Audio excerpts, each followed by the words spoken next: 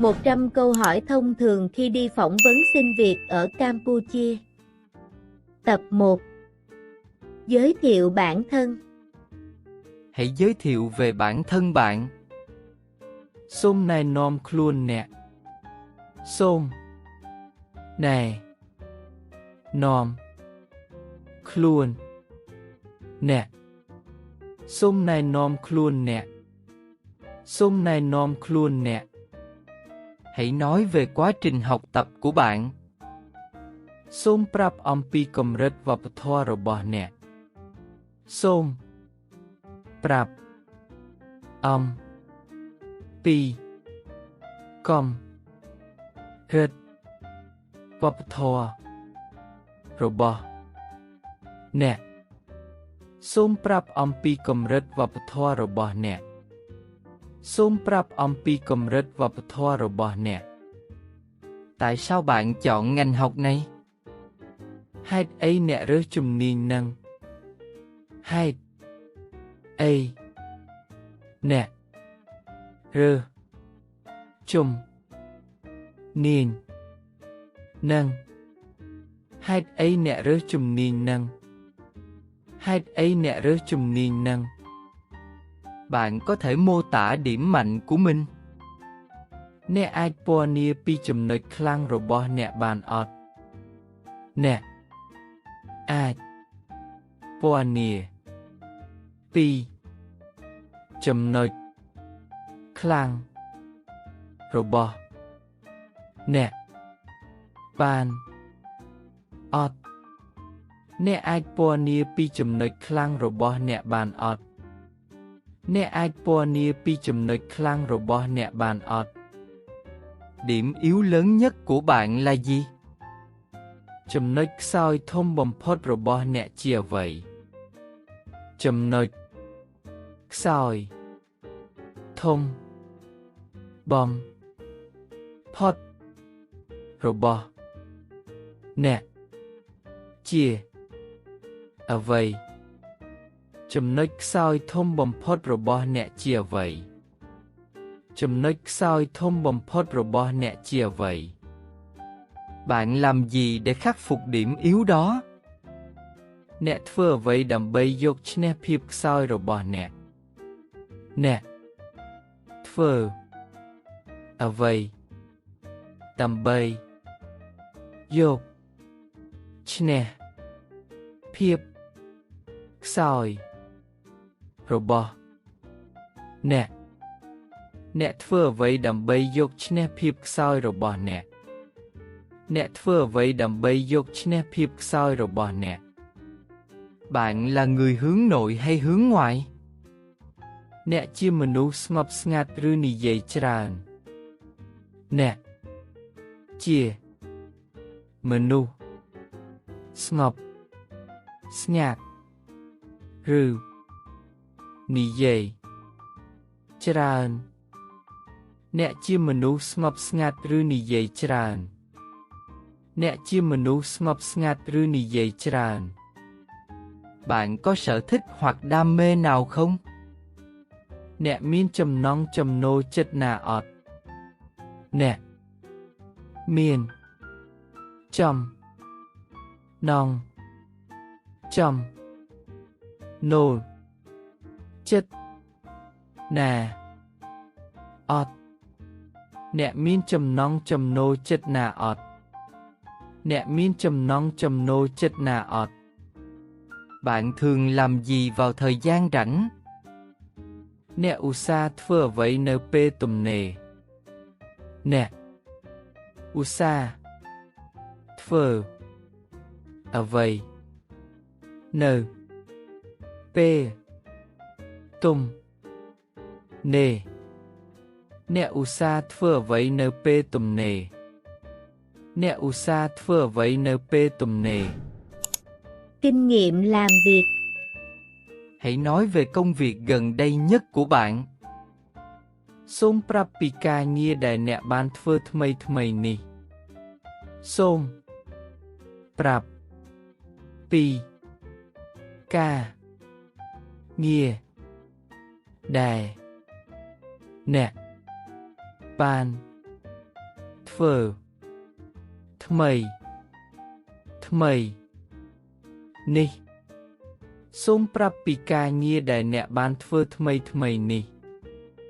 សូមប្រាប់ពីការងារដែលអ្នកបានធ្វើថ្មីថ្មីនេះ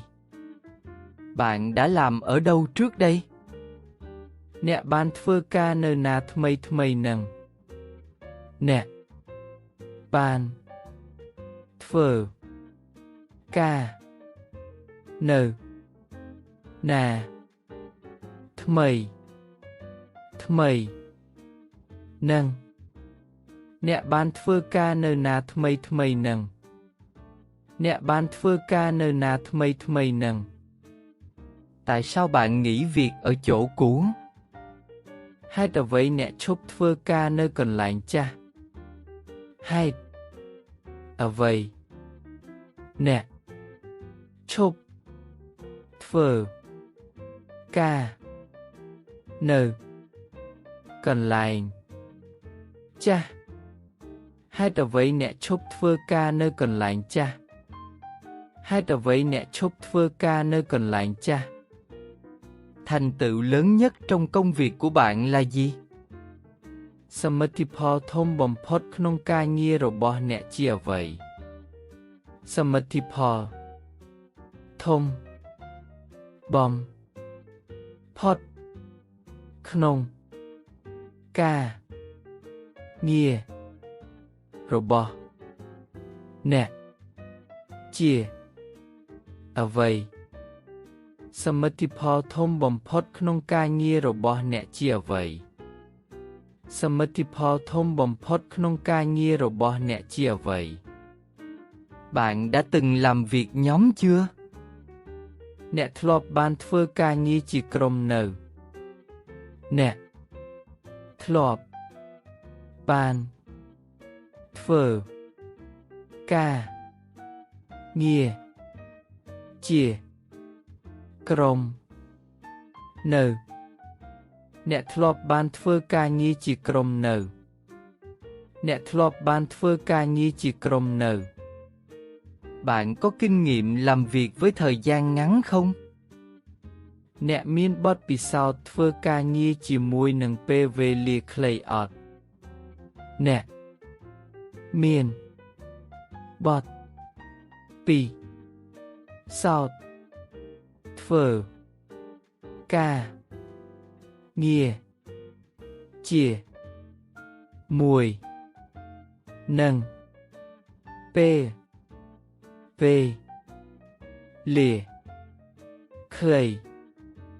អត់អ្នកមានបទពិសោធន៍ធ្វើការងារជាមួយនឹងពេលវេលាខ្លីអត់អ្នកមានបទពិសោធន៍ធ្វើការងារជាមួយនឹងពេលវេលាខ្លីអត់ Bạn đã từng xung đột với đồng nghiệp chưa? អ្នកធ្លាប់មានជម្លោះជាមួយមិត្តរួមការងារនៅអ្នកធ្លាប់មានជម្លោះជាមួយមិត្តរួម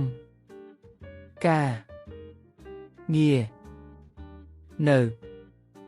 អ្នកធ្លាប់មានជម្លោះជាមួយមិត្តរួមការងារនៅអ្នកធ្លាប់មានជម្លោះជាមួយមិត្តរួមការងារនៅ Bạn học được gì từ công việc cũ? អ្នករៀនបានអ្វីខ្លះពីការងារចាស់អ្នករៀនបានអ្វីខ្លះពីការងារចាស់អ្នករៀនបានអ្វីខ្លះពីការងារចាស់អ្នករៀនបានអ្វីខ្លះពីការងារចាស់ Hãy kể một lần bạn xử lý một tình huống khó khăn. សូមប្រាប់អំពីការដោះស្រាយបញ្ហាមួយដែលលំបាករបស់អ្នកសូមប្រាប់អំពីការដោះស្រាយបញ្ហាមួយដែលលំបាករបស់អ្នក សូមប្រាប់អំពីការដោះស្រាយបញ្ហាមួយដែលលំបាករបស់អ្នកសូមប្រាប់អំពីការដោះស្រាយបញ្ហាមួយដែលលំបាករបស់អ្នក Vai trò của bạn trong dự án gần nhất là gì? តួនាទីរបស់អ្នកក្នុងគម្រោងថ្មីបំផុតជាអ្វីតួនាទីរបស់អ្នកក្នុងគម្រោងថ្មីបំផុតជាអ្វីតួនាទីរបស់អ្នកក្នុងគម្រោងថ្មីបំផុតជាអ្វីតួនាទីរបស់អ្នកក្នុងគម្រោងថ្មីបំផុតជាអ្វី Mục tiêu nghề nghiệp. Mục tiêu ngắn hạn của bạn là gì? គោលដៅរយៈពេលខ្លីរបស់អ្នកជាអ្វីគោលដៅរយៈពេលខ្លីរបស់អ្នកជាអ្វីគោលដៅរយៈពេលខ្លីរបស់អ្នកជាអ្វីគោលដៅរយៈពេលខ្លីរបស់អ្នកជាអ្វី Mục tiêu dài hạn của bạn là gì? គោលដៅរយៈពេលវែងរបស់អ្នកជាអ្វីគោលដៅរយៈពេលវែងរបស់អ្នកជាអ្វីគោលដៅរយៈពេលវែងរបស់អ្នកជាអ្វីគោលដៅរយៈពេលវែងរបស់អ្នកជាអ្វី Bạn thấy mình ở đâu sau 5 năm nữa? អ្នកឃើញខ្លួនឯងនៅចំណុចណានៅរយៈពេល5ឆ្នាំខាងមុខអ្នកឃើញខ្លួនឯងនៅចំណុចណានៅរយៈព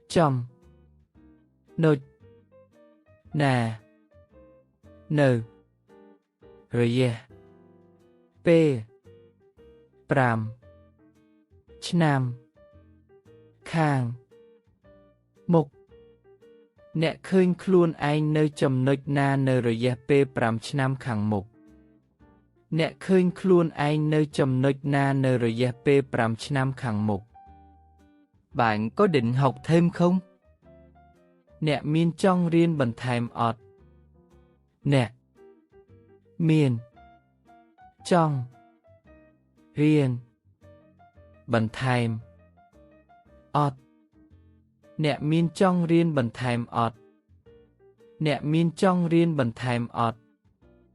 Bạn có kế hoạch phát triển bản thân không? អ្នកមានគម្រោងអភិវឌ្ឍខ្លួនឯងអត់អ្នកមានគម្រោងអភិវឌ្ឍខ្លួនឯងអត់អ្នកមានគម្រោងអភិវឌ្ឍខ្លួនឯងអត់អ្នកមានគម្រោងអភិវឌ្ឍខ្លួនឯងអត់ Kỹ năng cá nhân. Bạn có kỹ năng lãnh đạo không? អ្នកមានជំនាញជាអ្នកដឹកនាំអត់អ្នកមានជំនាញជាអ្នកដឹកនាំអត់អ្នកមានជំនាញជាអ្នកដឹកនាំអត់អ្នកមានជំនាញជាអ្នកដឹកនាំអត់ Bạn có kỹ năng quản lý thời gian không? អ្នកមានជំនាញគ្រប់គ្រងពេលវេលាអត់អ្នកមានជំនាញគ្រប់គ្រងពេលវេលា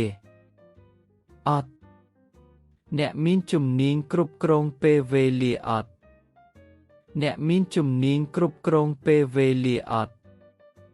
Bạn giải quyết áp lực công việc thế nào?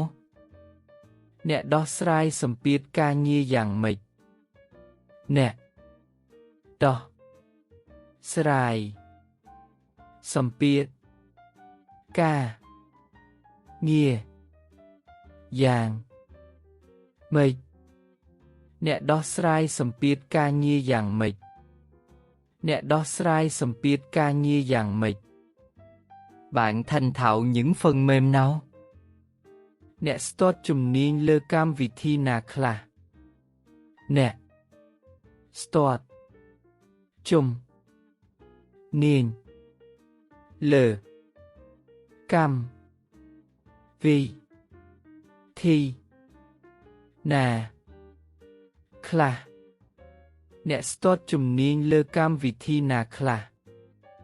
អ្នកស្ទាត់ជំនាញលើកម្មវិធីណាខ្លះ Bạn có kỹ năng thuyết trình không? អ្នកមានជំនាញអធិប្បាយអត់ អ្នកមានជំនាញអធិប្បាយអត់ អ្នកមានជំនាញអធិប្បាយអត់ អ្នកមានជំនាញអធិប្បាយអត់ Bạn có kỹ năng làm việc nhóm như thế nào? អ្នកមានជំនាញធ្វើការជាក្រុមយ៉ាងម៉េចដែរ អ្នកមានជំនាញធ្វើការជាក្រុមយ៉ាងម៉េចដែរ អ្នកមានជំនាញធ្វើការជាក្រុមយ៉ាងម៉េចដែរ អ្នកមានជំនាញធ្វើការជាក្រុមយ៉ាងម៉េចដែរ Bạn có sẵn sàng học kỹ năng mới không? អ្នកមានត្រៀមខ្លួនរៀនជំនាញថ្មីនៅ អ្នកមានត្រៀមខ្លួនរៀនជំនាញថ្មីនៅ អ្នកមានត្រៀមខ្លួនរៀនជំនាញថ្មីនៅ អ្នកមានត្រៀមខ្លួនរៀនជំនាញថ្មីនៅ Bạn đã từng huấn luyện người khác chưa? អ្នកធ្លាប់បង្ហាត់នរណាម្នាក់នៅ អ្នកធ្លាប់បង្ហាត់នរណាម្នាក់នៅ អ្នកធ្លាប់បង្ហាត់នរណាម្នាក់នៅ អ្នកធ្លាប់បង្ហាត់នរណាម្នាក់នៅ Bạn có kinh nghiệm làm việc từ xa không? អ្នកមានបទពិសោធន៍ធ្វើការពីចម្ងាយនៅ អ្នកមានបទពិសោធន៍ធ្វើការពីចម្ងាយនៅ អ្នកមានបទពិសោធន៍ធ្វើការពីចម្ងាយនៅ អ្នកមានបទពិសោធន៍ធ្វើការពីចម្ងាយនៅ Kiến thức công việc và chuyên môn. Bạn hiểu gì về vị trí ứng tuyển? អ្នកយល់យ៉ាងណាអំពីមុខជំនាញដែលអ្នកកំពុងដាក់ពាក្យ អ្នកយល់យ៉ាងណាអំពីមុខជំនាញដែលអ្នកកំពុងដាក់ពាក្យ អ្នកយល់យ៉ាងណាអំពីមុខជំនាញដែលអ្នកកំពុងដាក់ពាក្យ អ្នកយល់យ៉ាងណាអំពីមុខជំនាញដែលអ្នកកំពុងដាក់ពាក្យ Bạn có kinh nghiệm trong lĩnh vực này không? អ្នកមានបទពិសោធន៍លើវិស័យនឹងអត់ អ្នកមានបទពិសោធន៍លើវិស័យនឹងអត់ អ្នកមានបទពិសោធន៍លើវិស័យនឹងអត់ អ្នកមានបទពិសោធន៍លើវិស័យនឹងអត់ Bạn biết gì về công ty chúng tôi? អ្នកដឹងអ្វីអំពីក្រុមហ៊ុនរបស់ខ្ញុំ អ្នកដឹងអ្វីអំពីក្រុមហ៊ុនរបស់ខ្ញុំ អ្នកដឹងអ្វីអំពីក្រុមហ៊ុនរបស់ខ្ញុំ Nèដឹងអ្វីអំពីក្រុមហ៊ុនរបស់ខ្ញុំ Tại sao bạn muốn làm việc tại đây? Hét ấy nè trong thưa ca nơi tì ni. Hét ấy nè trong thưa ca nơi tì ni. Hét ấy nè trong thưa ca nơi tì ni. Hét ấy nè trong thưa ca nơi tì ni. Bạn nghĩ điều gì là thách thức nhất ở vị trí này? Nè kết thà với chịp này lồm bạ bồng phốt này mục đồng này nì. Nè kết thà ở vậy chia này lồm bạ bom phốt này mục đồng này ni. Nè kết thà với chịp này lồm bạ bom phốt này mục đồng này nì. Nè kết thà với chịp này lồm bạ bom phốt này mục đồng này nì. Bạn có thể bắt đầu công việc ngay không? Nè ai chập đám ca nhia tại mà đòn bàn ọt. Nè ai chập đám ca nhia tại mà đòn bàn ọt. Nè ai chập đám ca nhia tại mà đòn bàn ọt. Nè ai chập đám ca nhia tại mà đòn bàn ọt. Bạn mong đợi điều gì từ công việc này? Nè rôm pân ở với pi ca nhia ni. Nè rôm pân ở với pi ca nhia ni. Nè rôm pân ở với pi ca nhia ni. Nè rôm pân ở với pi ca nhia ni. Mức lương mong muốn của bạn là bao nhiêu? Pra khai đài nè rôm pân tốc cư bần màn. Pra khai đài nè rôm pân tốc cư bần màn. Pra khai đài nè rôm pân tốc cư bần màn. Pra khai đài nè rôm pân tốc cư bần màn. Bạn có sẵn sàng làm ngoài giờ không? Nè miên triêm khuôn thưa ca krau mong ọt. Nè miên triêm khuôn thưa ca krau mong ọt. Nè miên triêm khuôn thưa ca krau mong ọt. Nè miên triêm khuôn thưa ca krau mong ọt. Bạn có thể đi công tác xa không? Nè ai từ thưa ca ngay bàn ọt. Nè ai từ thưa ca ngay bàn ọt. Nè ai từ thưa ca ngay bàn ọt. Nè ai từ thưa ca ngay bàn ọt.